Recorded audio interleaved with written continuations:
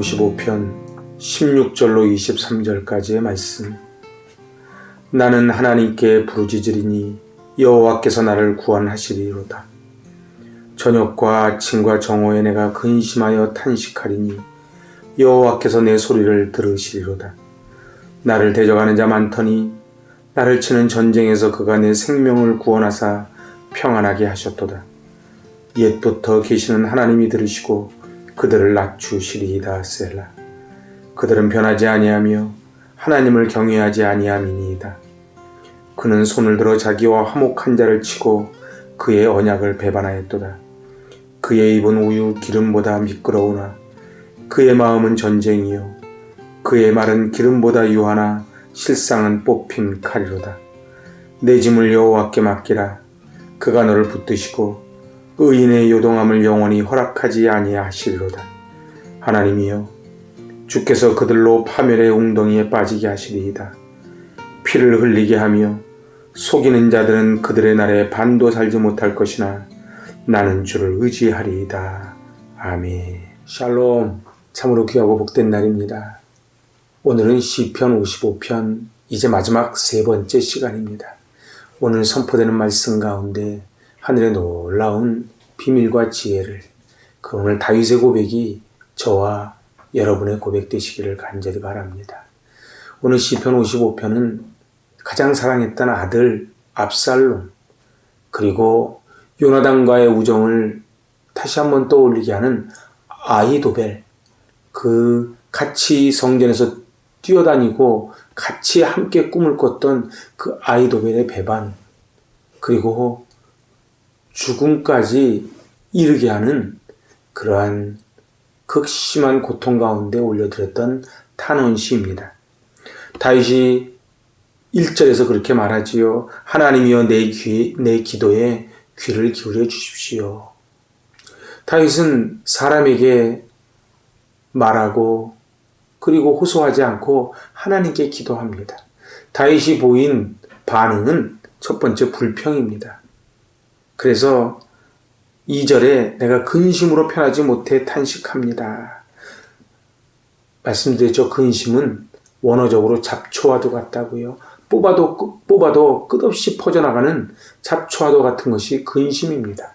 그래서 이 불평 다음에 그 불평은 두려움으로 이어집니다. 배신은 언제나 고통스럽지만 정말 고통스러운 것은 두려움입니다. 그리하여 다윗은 원수가 나를 정말 죽이면 어떻게 하나, 그래서 억울함, 불평에 지나서 이제 두려움이 있고 이제 현실에서 도피하려고 합니다. 그래서 오늘 6절에서 뭐라 그럽니까? 내가 비둘기처럼 날개가 있다면 아무도 가지 않는 그 광야로 가서 머물고 싶다. 그래서 폭풍과 광풍을 피하리라. 그리하여 이제 9절에서 15절은 이제 분노하는 모습입니다. 그래서 9절은 혀를 잘라버리다. 그리고 15절은 마치 고라자손이 당했던 것처럼 땅이 갈라져 그들이 산채로 수올 지옥에 떨어지게 해달라고 기도합니다. 이제 오늘 마지막 16절에서 23절은 분위기가 전혀 달라집니다. 15절까지는 그 짐을 다윗 자신이 지고 있었지만 이제 다윗은 16절부터 그 짐을 하나님께 내어드립니다. 현실 도피적인 방법으로 문제를 해결하려 하지 않고 하나님께 그 문제를 의탁을 드립니다. 그래서 오늘 16절입니다. 나는 하나님께 부르짖으리니 여호와께서 나를 구원하시리이다. 여기서 우리가 주목할 것은 부르짖는 대상은 하나님이라 그러고 구원할 대상을 여호와라고 합니다. 여기서 말하는 하나님은 히브리어 엘로힘을 번역한 것입니다. 바로 엘로힘은 천지를 지으신, 말씀으로 무에서 유를 만드신 그 전지전능하신 그 신명, 그것이 바로 엘로힘, 하나님이라고 번역합니다. 그래서 하나님께 부르짖습니다. 모든 것을 다 들어주시는 그 하나님. 그리고 여호와는 히브리어 예흐와입니다. 바로 언약을 세우시고 그 언약을 그대로 지키시는 약속의 하나님을 가리키는 신명이 바로 예호와, 바로 여호와입니다. 일개 목동이었던 자기를 부르시어 하나님의 주권자가 되게 하여 주시고 신정왕국을 통치하게 하셨을 뿐만 아니고 자기의 자녀들까지 그 왕국을 책임져 주겠다고 말씀하신 그 하나님, 그 약속의 하나님 예호와. 그래서 오늘 16절에 나는 하나님 전지전능하신 엘로힘 하나님께 부르짖고 예호와, 그 여호와 앞에 기도할 때에 그 약속의 여호와께서 나를 구원하여 주실 줄로 믿습니다. 오늘 다윗이 이렇게 구원의 확신에 갖게 된 근거가 무엇입니까? 바로 18절입니다. 나를 대적하는 자 많더니 나를 치는 전쟁에서 그가 내 생명을 구원하사 평안하게 하셨도다. 그렇습니다. 기독교는 체험의 종교입니다. 어떤 사람이 믿음이 좋은 사람입니까? 작은 하나님이 나를 건져주신 기가 막힌 웅덩이와 수렁에서 건져 올려주신 그 경험 수치를 가지고 있는 사람은 이제 시험이나 겁이 없습니다. 왜냐하면 하나님이 그전에도 지켜주셨음을 보았으니까요. 아비가일을 아십니까? 그는 나발의 아내였지요. 이제 그는 훗날 다윗의 아내가 됩니다. 그런데 그 아비가일은 옆에서 다윗을 이렇게 지켜보더니 이런 고백을 합니다. 사무엘상 25장 29절입니다. 사람이 일어나서 내 주를 쫓아 내 주의 생명을 찾을지라도 내 주의 생명은 내 주의 하나님 여호와와 함께 생명 싸개 속에 쌓였을 것이요 내 주의 원수들의 생명은 물매로 던지듯 여호와께서 그것을 던지시리이다. 아멘. 여기서 말하는 내 주는 바로 다윗을 가리킵니다. 다윗을 가만히 보니까 하나님이 생명 싸개로 보호해 주셨더라는 거예요. 그래서 다윗은 절대로 넘어지고 거꾸러지고 그리고 죽지 않고 하나님이 원수의 생명들은 물맷돌로 던지듯 하나님이 던져버리셨다. 그렇습니다. 다윗은 과거에도 그랬고 사울이 쫓아올 때도 그랬고 절체절명의 위기를 얼마나 많이 겪었는지 모릅니다. 근데 그때마다 자기의 힘이 아닌 하나님께 그 짐을 맡겼을 때에 하나님이 구원, 그 깊은 웅덩이에서 건져 올려주신 그것을 체험적으로 알았기에 이제 18절에서 그가 내 생명을 구원하사 평안하게 하셨도다. 이미 선언하는 것입니다. 하나님이 나를 이 위기 가운데 건져서 사망의 음침한 골짜기를 다닐지라도 그 해를 두려워하지 않겠다고 선언하는 것입니다. 우리도 그렇습니다. 인생을 살아가다 보면 얼마나 위기가 많은지요. 근데 정말 위기는 앞이 안 보이는 게 위기입니다. 그럼에도 불구하고 우리는 압니다. 하나님께서 다윗을 지켜주셨듯 우리도 지켜주신다는 것이죠. 우리 짐을 하나님께 맡겨드리고 다윗이 받았던 이 평안을 꼭 누리실 수 있기를 바랍니다. 오늘 그 악인이 왜 망하는가 그 이유를 19절에서 설명합니다. 옛부터 계시는 하나님이 들으시고 그들을 낮추시리이다. 셀라. 그들은 변하지 아니하며 하나님을 경외하지 아니함이니이다. 악인이 망하는 것은 하나님의 사랑이 없어서가 아니고 그들이 변하지 않아서 그렇다는 것입니다. 그래서 완고한 것은 사슬의 죄와 같습니다. 악을 고집하다가 바람이 나는 겨처럼 흔적도 없이 사라져버린다는 것이 역사를 통해 우리에게 가르쳐주는 것입니다. 그들은 어때요? 21절. 그의 입은 우유기름보다 미끄러우나 그의 마음은 전쟁이요 그의 말은 기름보다 유하나 실상은 뽑힌 칼이로다. 겉으로는 말을 반짝하게 하는데 안에는 칼을 쥐고 있다는 거예요. 이것은 아히도벨을 염두에 두고 노래한 것입니다. 아히도벨은 얼마나 절친한 친구였는지 함께 밥을 먹고 함께 성전을 거닐면서 함께 꿈을 꾸고 비전을 나눴는데 알고 봤더니 그 안에는 칼이더라는 것입니다. 우리도 인생 살다 보면 믿는 도끼에 발등 찍힐 때가 얼마나 아픈지 모릅니다.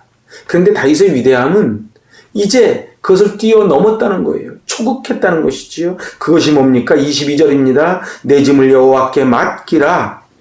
내 짐을 여호와께 맡기라. 그가 너를 붙드시고 의인의 요동함을 영원히 허락하지 아니하시리로다.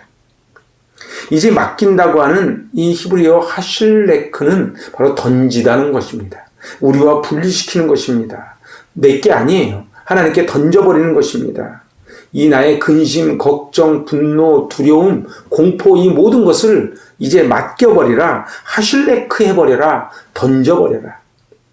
그리고 이 앞에는 예후라는 말이 들어갑니다. 바로 그리고 그가라는 뜻이지요. 붙드시는 주체가 바로 여호와 하나님임을 강조하는 단어가 예후 그리고 그가입니다. 자, 이제 너를 붙드시고 그 켈레카라고 하는 이 붙드시고는 지지하다, 잡아주다, 영양분을 공급하다. 우리도 식목일에 나무를 심어놓으면 이게 바람에 쓰러질 것 같으니까 받침대를 세워주지요. 그러니까 이 나무는 힘이 없지만 이 지지대 덕분에 버팁니다. 아이들은 힘이 없지만 부모가 뒤에서 버텨주니까 아이들이 자라나지요. 오늘 붙드신다는 것은 바로 지지하다, 자양분을 공급하다, 잡다라는 것입니다. 하나님께서 자양분을 공급해 주시고 붙잡아 주시고 그리고 인도해 주시기에 이제 너의 모든 짐을 하나님께 던져버리겠다. 나의 짐을 던져버리겠다고 선언을 합니다. 자기의 짐을 여호와께 던진 후에 결과가 무엇인가? 그것이 마지막 23절입니다. 하나님이여 주께서 그들로 파멸의 웅덩이에 빠지게 하시리이다. 피를 흘리게 하며 속이는 자들은 그들의 날에 반도 살지 못할 것이나 나는 주를 의지하리이다. 아멘. 다윗은 저들이 이 파멸은 바로 그 지옥불을 상징하거든요. 그 파멸의 웅덩이로 들어간다는 거예요. 멸망의 장소, 무덤, 지옥을 가리키는 바로 리블레의 샤트가 파멸의 웅덩이입니다. 이 세상과는 분리된 곳이지요. 저들은 그곳으로 들어갈 것이고 또 그들의 날도 반도 살지 못할 것이나 이 예언은 그대로 성취가 됩니다. 압살롬도 상수리나무에 걸려 죽고 아히도벨은 스스로 목숨을 끊지요. 이제 시편 55편의 맨 마지막 제일 중요한 것이 나는 주를 의지하리이다. 세상 사람들은 돈을 의지하고 권력을 의지하고 스펙을 의지하고 사람을 의지하지만 오늘 다윗은 나는 아도나이 그 주님을 의지하겠습니다. 엘로힘 그 하나님을 의지하겠습니다. 여호와를 의지하겠습니다. 선언을 하는 것입니다. 저는 이른 새벽 깊은 묵상을 하다가 그런 기도했습니다. 하나님, 제가 오늘 주님의 말씀을 듣기를 원합니다. 오늘 하나님의 말씀을 듣고 움직이기를 원합니다. 주님의 음성을 듣는 것이 살 길이라는 것입니다. 오늘 이 시편 55편은 도무지 해결책이라고는 보이지 않는 치 앞이 보이지 않는 그 가운데 그 모든 짐을 주께 던져버리고 그리고 하나님이 지지해 주시고 자양분을 공급해 주셔서 다윗을 살리셨던 그 경험을 고백하며 나는 주님을 의지합니다. 그리고 여러분도 주님만 의지하십시오. 이 교훈을 담는 마스길 그 시가 바로 시편 55편입니다. 똑같은 시련이 왔을 때 그 시련 때문에 넘어지는 사람이 있고 그 시련을 디디고 일어나는 사람이 있지요. 그것을 무엇을 선택할 것이냐, 어떻게 반응할 것이냐, 그게 믿음 아니겠습니까? 오늘 이 시편 55편 3번에 걸쳐서 보았는데 오늘 다윗처럼 두려워할 수 있지요. 공포스러울 수 있지요. 분노할 수 있지요. 하지만 맨 마지막 다윗의 고백, 나는 주를 의지하리이다. 이 고백이 저와 여러분의 고백 되시기 바랍니다. 그리하여 우리에게 폭풍이 몰려올지라도 거친 파도 몰려올지라도 깊은 바다 같은 평안함 그리고 소망, 기쁨으로 승리하시는 저 여러분 되시기 바랍니다. 아멘. 기도하십니다. 하나님 아버지, 세상 사람들은 눈에 보이는 것을 의지하지만 오늘 저희는 오직 주님만 의지하기를 원합니다.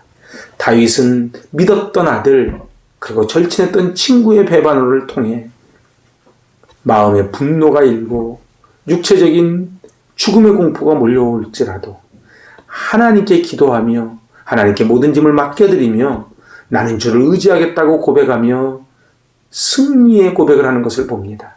하나님, 이제까지 저희를 인도해 주신 하나님, 저희 앞길도 책임져 주실 줄로 믿사오니 오늘 주님 손 꼭 붙잡고 승리하는 다윗과 같은 믿음의 용사들이 되게 하여 주시옵소서. 예수님의 이름으로 감사하며 기도하옵나이다. 아멘. 샬롬.